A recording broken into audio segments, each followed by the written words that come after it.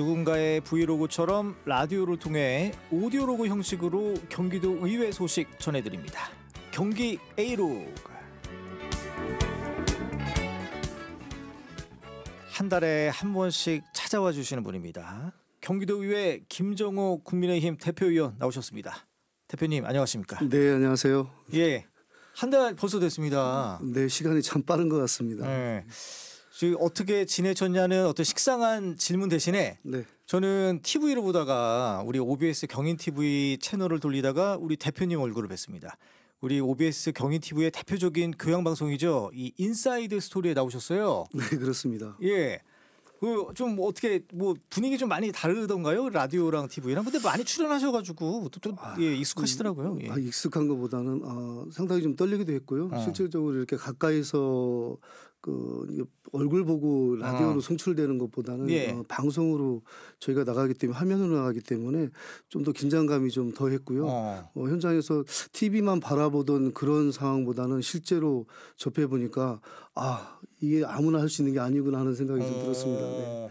되게 여유 있게 하시고 뭐 원고 하나도 없이 그냥 막 마구 말씀하시더라고요. 그래서 역시 학습이 잘 되셨구나 이런 생각 들었습니다. 아무래도 여기 경기 A로그를 출연하면서 그러한 습득들이 학습이 돼서 저희가 트레이닝을 해드리고 있는 건가요? 네, 그렇습니다. 아니 근데 저는 상당히 놀랐어요. 이 뭐 제가 영상을 또 다시 한번 좀 돌려보고 있지만 우리 대표님의 시그니처는 이 하얀색 운동화 아니겠습니까? 네. 근데 그날은 아주 번쩍번쩍 그 검정색 구두 신고 나오셨어요. 예. 네, 아무래도 화면에 보여지는 게 또 있다 보니까요. 그렇죠. 예. 시청자들을 위한 또 예의일 수도 있고 또 사실 근데 열심히 요즘은 또 운동화 좀 신고 다니는 정치인들 되게 보기 좋게 생각하는데 아직까지는 그래도 좀 TV에서는 정장이면은 그 구두 이런 컨셉이 있어서 네, 예. 아무래도 형식적인 게 좀 있다 보니까요. 그렇습니다. 예, 오늘은 우리 대표님이 그래도 하얀색 운동화 신고 나오셨습니다. 네. 예, 열심히 일하시는 우리 대표님 얘기 좀 계속해서 한번 좀 들어보도록 하겠습니다. 그러면 오늘 여러 가지 얘기가 있을 텐데 우리 본격적으로 경기도 내 광역 철도 교통 체계 관련해서 한번 좀 얘기를 한번 들어볼까요? 이게 지금 GTX D 노선이죠. 네, 이거 참 재밌어요. 김부선 하는데 이게 그 영화 배우 김부선 씨가 아니라 김포에서 부천 구간만 반영이 돼서 김부선이란 오명이잖아, 오명. 네, 그렇죠. 예, 원래는 그 4차 국가철도망 구축 계획에 있어서는 김포부터 구로 사당을 지나서 강남까지 가는 계획이 있었는데요. 네. 애석하게도 신도시인 계양과 부천 종합운동장까지 만 연결하는 걸로 어정쩡한 형태로 결정이 돼서 매우 아쉬움을 남기고 있습니다. 이 당시에 결정된 게 그러니까 뭐 최근에 결정된 건 아니잖아요. 예, 그래서 작년에 네. 결정됐는데 이게 배경이 뭐 좀 약간 좀 정치적인 얘기 뭐 이런 것도 있습니까? 뭐 그것까지는 저희가 잘 모르겠고요. 그래서 이게 보면 이게 그러니까 강남의 동서를 가리기 때문에 대단히 그 어떤 사업성 면이라든지 이용하실 분들이 되게 많아서 그 어떤 수건 사업이라고 할까요? 그 경기 남부 서쪽에 계신 분들에게. 근데 이게 참 안타까워요. 네, 어쨌든 출퇴근 노선이기도 하지만 신속하게 빠른 동가서를 가로지르는 그런 노선이기도 한데요. 이게 지역 간의 균형 발전과 또 교통복지 확대를 위해서도 다양한 철도 노선이 필요한데 왜 부천 종합운동장까지만 했는지는 뭐 의구심이 남지만요. 앞으로도 더욱더 국가 이제 5기 철도망 계획에 실어서 또 연장이 됐으면 하는 바람이 또 있습니다. 예. 그러면 이게 지금 경기도 의회 쪽에서는 아무래도 주요 현안 중에 하나로 좀 꼽힐 것 같은데 어떤 일로 기울이고 계십니까? 저희도 적극적으로 중앙정부와 또 해당 지역구 국회의원들 그리고 상임위에 우리의 의사를 좀 반영시키고요. 또 경기도와 함께 경기도가 교통의 허브로서 자리를 잡기 위해서는 이러한 역량들이 좀 집중이 돼야겠다고 생각을 하는데 어쨌든 가장 중요한 것은 국회나 중앙정부와의 협의가 아닌가 싶습니다. 예. 근데 이게 지금 언제 완공이죠? 만약에 연장안이 통과된다고 하면. 네, 연장안이 통과된다고 하면 현재는 그 2030년 정도. 30년. 지금 보고 있습니다. 상당히 좀 걸리긴 하네요. 예. 근데 또 일각에서는 이게 그 지하철 노선 그러니까 뭐 2호선 뭐 그런 걸 얘기하겠죠. 2호선과 좀 그 중복이 돼서 겹쳐서 이것도 너무 돈 낭비 아니야? 이런 지적도 있더라고요. 거기에 대해서 어떻게 보세요? 물론 뭐 그런 점도 있지만 아무래도 수도권 지역이 계속적으로 인구가 늘어나고 밀집도가 늘어나기 때문에 외곽에서 수도권 안으로 들어오는 그런 길이 루트가 좀 다양해야 되고요. 지금 교통체증이 심하지 않습니까? 이런 부분들이 고려된다면 좀 더 다양한 노선들이 좀 있어야 된다고 생각을 합니다. 그러니까 단순하게 뭐 지하로 간다고 해서 다 지하철만 이용하지 말고 이 GTX D 노선을 이용해서도 갈 수 있도록 뭐 그런 거 방침을 뭐 생각하고 계신 것 같습니다. 그러면은 이렇게 노선 연장 관련해서 그 뭐 제안은 많이 하시지만 이 성공을 해야 되지 않습니까? 네, 그렇습니다. 이런 성공 유치를 위한 어떤 보관 뭐가 있을까요? 일단은 가장 중요한 것은 왜 이 노선이 연장이 돼야 되는가에 대한 뭐 객관적인 데이터들이 가장 필요하고요. 그러기 위해서는 주민들의 서명운동, 또 공청회나 여론조사 등을 통해서 이 도민의 열망을 하나로 모아야 된다고 생각을 합니다. 그리고 이제 국회와 적극적인 연계, 특히 아까도 말씀드렸다시피 관련 상임위 그리고 지역구 의원들과도 공조를 해서 이 GTX D 연장의 당위성을 정책 결정 테이블에 올려놓고 그러한 것이 중요한 구시점이 될 수 있도록 경기도의회도 역할을 해야 된다고 생각을 합니다. 아 그렇군요. 이게 서명운동 공청회 이거는 일반적으로 어떤 그 사업을 따내기 위해서 하는 그런 프로세스 중에 하나잖아요. 네, 그렇습니다. 효과가 있을지 모르겠습니다. 근데 기본적인 것은 주민들의 목소리 또 그 지역의 현안들이 또 달려 있는 거고요. 지역의 균형 발전을 위해서는 이러한 것들은 절차는 반드시 수반이 돼야 된다고 생각을 합니다. 그렇군요. 지금 이제 의원 대표님과 지금 이제 그 정책 얘기 많이 하고 있는데 제가 지금 인사이드 스토리 얘기를 안 할 수가 없는 게 이 그 TV 쪽에서는 대표적인 교양 방송이고 그리고 여기서 만났던 분들이 거기서 계속 나오셔서 제 나름대로는 좀 약간 라이벌 의식을 좀 느끼게 돼서 얘기 안 할 수가 없어요. 근데 이 인사이드 스토리와 굿모닝 OBS 좀 뭐 굳이 그 평가를 뭐 비교를 한다면 점수를 준다면 어느 게 좋습니까? 하나 둘 셋 하면 뭐 답변해 주시겠어요? 인사이드 스토리 굿모닝 OBS 하나 둘 셋. 굿모닝 OBS. 역시 정보 감각이 역시 대표님이 탁월하세요. 아니 근데 저는 제가 좀 약간 반성하고 있는 게 저희가 이제 계속 정책 얘기만 하는 게 과연 맞을까? 사람이 소개팅을 하다 보면 어떻게 뭐 우리 갑자기 결혼합시다 이런 얘기만 할 수는 없잖아요. 그 사람에 대해서도 알아가야 되고 해야 되는데 저는 사실 인사이드 스토리 보면서 이 대표님보다는 제가 몇 번 더 뵀는데 그 슬하의 자녀가 3명. 2딸과 아들 있다는 소식은 저 그 방송 보면서 처음 들었어요. 아, 네, 맞습니다. 그리고 저 그 취미가 등산. 그죠. 그 족구. 그 얘기도 저 그 방송 보고 알았거든요. 그래서 제가 좀 반성을 해야겠다. 너무 이게 정책 얘기만 해서는 안 되겠다라는 생각도 들었는데 뭐 관련해 가지고 아니 그 인사이드 스토리에서 마지막에 우리 그 여성 앵커가 질문을 드렸잖아요. 그 가족 얘기 한마디 좀 해달라. 이랬을 때 우리 대표님께서 눈가에 눈시울이 그렁그렁 했거든요. 왜 그러셨어요? 이게 사실대로 얘기해야 될지 모르겠지만 제가 지금 완전체를 이루지 못한 가정이다 보니까 아이들을 보면서 가족이란 단어는 저는 어쨌든 완전한 구성체라고 생각을 했는데 저희가 아이들 셋을 지금 혼자 12년째 키우고 있습니다. 그래서 아이들을 생각했을 때 잘해두지 못했던 점들 이런 것이 한 번에 몰려와서 제가 좀 감정이 좀 폭발하려고 했던 상황이 됐었습니다. 그렇군요. 그 영상 보고 싶으신 분들은 우리 OBS TV 그 홈페이지 가시면은 보실 수 있거든요. 너튜브에도 있고요. 한번 보셔서 우리 대표님의 어떤 그 준비된 어떤 정책들, 계획들도 보시면서 약간 그 뭐랄까요? 그 되게 그 뭐라고 그러죠? 그 어떤 소개팅 어떤 만남에서의 쑥스러워하는 그런 모습도 이런 것도 살짝 엿볼 수 있어서 참 좋았던 것 같아요. 한번 많이들 시청해 주시길 바라겠습니다. 그러면은 우리 또 이제 정책 얘기 또 해야 되잖아요. 정책 얘기. 이번에는 이제 경기도 고향사랑 기부제 활성화를 위한 제도 개선 얘기인데 이거 고향사랑 기부제. 뭐 감은 잡히긴 합니다만 이게 좀 구체적으로 어떤 겁니까?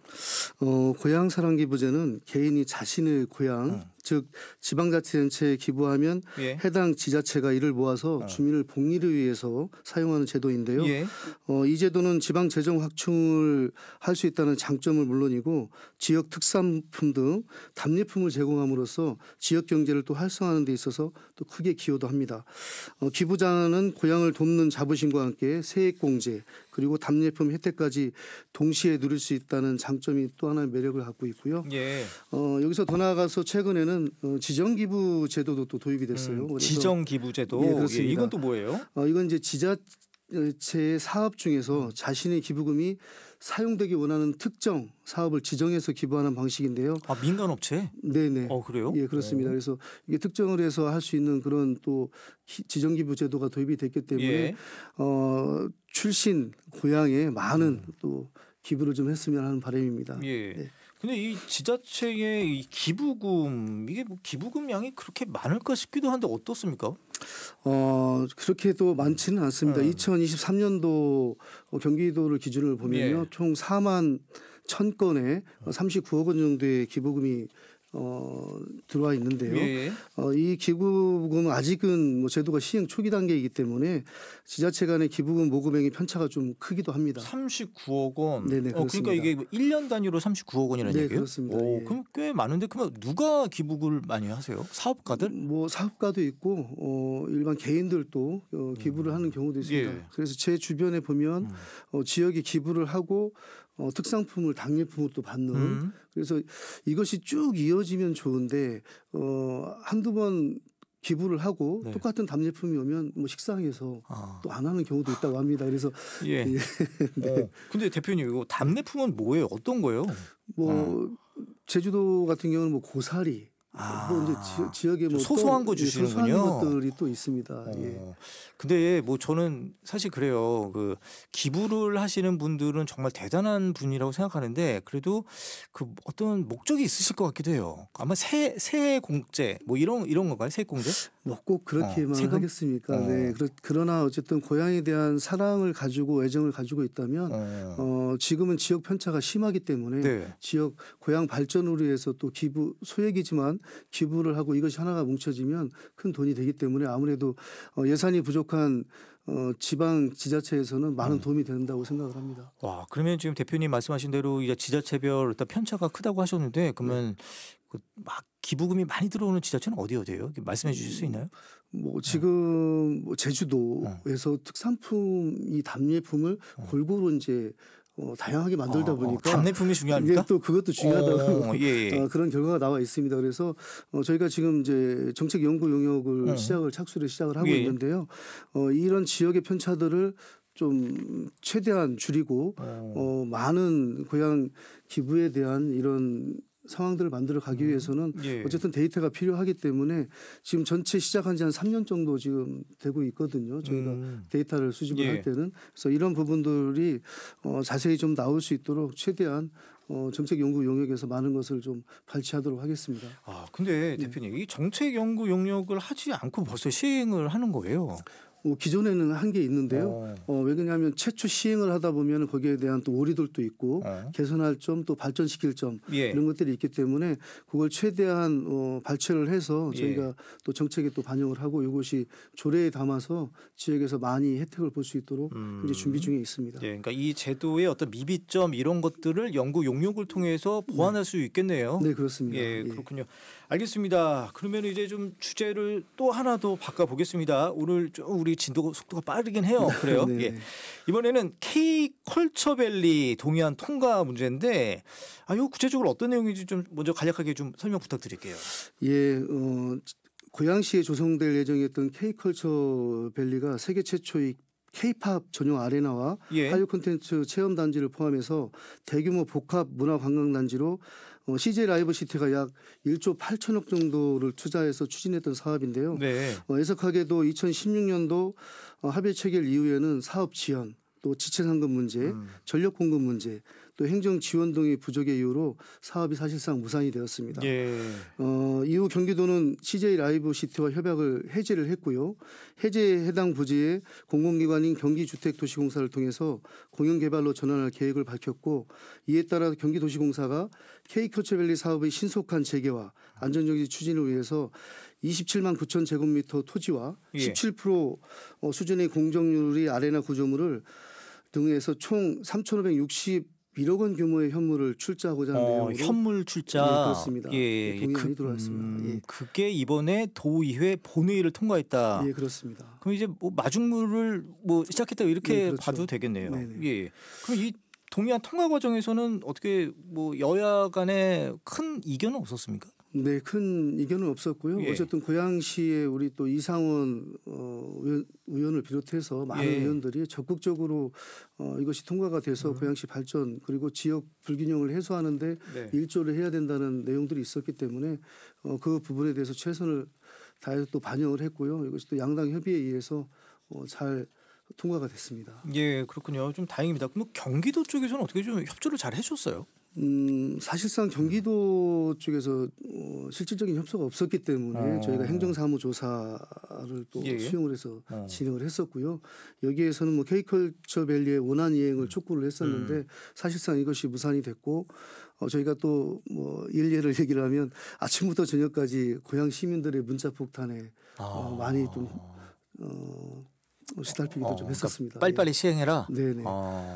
이것이 뭐 바로 시행이 되지 않으면 또 1년이라는 시간이 지체되기 때문에 어쨌든 이것이 잘 시행이 돼서 고양시에 잘 안착이 된다면 고양 시민들에게도 많은 도움이 되겠지만 대한민국의 이 K컬처에 관련된 것이 홍보가 돼서 많은 외국인들이 찾아오고 또 문화관광지의 하나로 자리 잡지 않을까 생각합니다. 예, 요 얘기는 좀 집중적으로 복합문화관광단지 조성 얘기는 좀 하기 전에 경기도 얘기를 좀 해보면 그럼 경기도 쪽에서는 그럼 입장이 뭡니까? 그러면 어떻게 하겠다는 거예요? 경기도에서는 지금 현재 경기도시공사를 통해서 이것이 이제 개발을 이루어내려 하고 있고요. 이곳에 많은 그 민간 단체를 추진을 해서 지금 현재 아마 공모 절차를 또 들어갔다고 하고 있습니다. 그래서 또 어느 곳이 어떻게 선정이 될지는 모르겠지만 현재 17%의 공정률인 아레나와 또 현물 출자된 이런 부분들을 통해서 빠르게 좀 개발이 돼서 이것이 이제 경기 북부 최대 개발 사업인 만큼 핵심 사업 또 핵심 시설로 또 자리매김하기를 좀 기대하고 있습니다. 그러면 경기도 쪽에서도 이 경기도시공사를 통해서 개발하겠다는 거 이것도 도의회와 협의가 있었던 겁니까? 아니면 사실 협의 없이 진행이 됐다가 현재는 뭐 협의와 관계없이 고양시에 최대한 이것이 빠르게 안착을 해야 되기 때문에 서로 경기도와 경기도의회가 협치를 하고 소통을 해서 이 부분을 진행하려고 하고 있습니다. 그렇군요. 예. 그럼 대표님이 앞서 말씀하신 대로 이 K컬처밸리 이게 그 뭐 K-팝 공연장도 있고 뭐 스튜디오도 있고 테마파크도 있고요. 아무래도 지금 그 뭐 예전에도 뭐 계속 나오는 얘기지만 그 외국 그 유명 가수들 공연 예술가들이 그러니까 공연하는 분들이 우리나라를 패싱하고 일본에 가서 한다 이런 기사들 많잖아요. 그렇죠. 그 이유가 바로 공연장이 없기 때문인데 뭐 그런 것들의 대안이 될 수 있겠습니다. 네, 충분히 대안이 되고요. 또 관람석만 해도 2만석 규모의 K-팝 전문 아레나가 있기 때문에 이런 부분들이 향후에 외국의 유명 가수나 또 이런 분들이 오셔서 공연하기에는 아주 충분하다고 생각을 합니다. 또 현재 한류 콘텐츠 중심의 융복합 테마파크로서 의상을 또 갖추게 될 것 같고요. 단순한 이러한 테마파크를 넘어서 우리 한류를 세계 중심으로 만들어가는데 아마 기여할 걸로 저희는 예측하고 있습니다. 그렇군요. 근데 이 2만석 규모 제가 좀 이게 숫자에 약해서 이 정도면 되게 넓은 거죠. 그렇죠. 뭐와 비교를 해야 되는데 야구장을 보면 뭐 15,000 그래요? 잠실 경기장 정도가 이렇게 2만석이라고 하면 뭐 대단한 규모라고 볼 수 있겠죠. 그러면 이게 우리 대한민국 문화 사업에 아주 긍정적인 효과 가져올 것은 뭐 자명해 보입니다. 네네 그렇습니다. 지금 현재 뭐 단순한 문화 시설을 넘어서 경기도 지역 경제의 또 활성화를 시키겠고요. 도시 브랜드 제고라는 긍정적인 또 효과를 불러올 거로 예상을 하고 있습니다. 연간 수백만 명의 관광객이 K컬처밸리 찾게 된다면 이에 수반돼서 숙박업 요식업, 예. 교통, 유통 등의 발달로 지역 상권 전반에 활력을 가져올 걸로 예측하고 있습니다. 아, 그렇군요.